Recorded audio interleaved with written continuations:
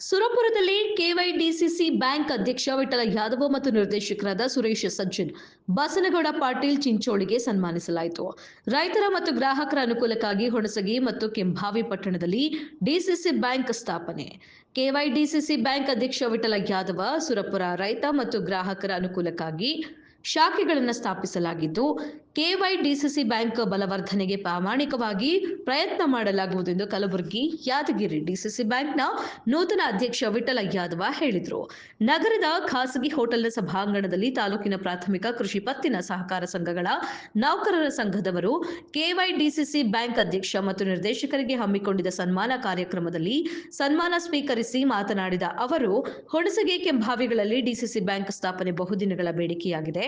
ಕಾರಣ ಅದರ ಸಾಧಕ ಬಾಧಕಗಳನ್ನು ಪರಿಶೀಲಿಸಿ ಪೂರಕವಾದ ಅಂಶಗಳನ್ನು ಒದಗಿಸಿ ಅಲ್ಲಿ ಈ ಬಾರಿ ಖಂಡಿತವಾಗಿ ವ್ಯವಸ್ಥಿತ ರೀತಿಯಲ್ಲಿ ಬ್ಯಾಂಕ್ ಶಾಖೆ ಸ್ಥಾಪಿಸಲಾಗುವುದು ಎಂದು ಆಶ್ವಾಸನೆ ನೀಡಿದರು. ಹಿಂದಿನ ಆಡಳಿತ ಮಂಡಳಿಯವರು ಬ್ಯಾಂಕ್ನ ಸ್ಥಿತಿಯನ್ನ ಉತ್ತಮ ಹಂತದಲ್ಲಿ ತಂದಿಟ್ಟಿರುವುದು ಸಂತೋಷದ ಸಂಗತಿ.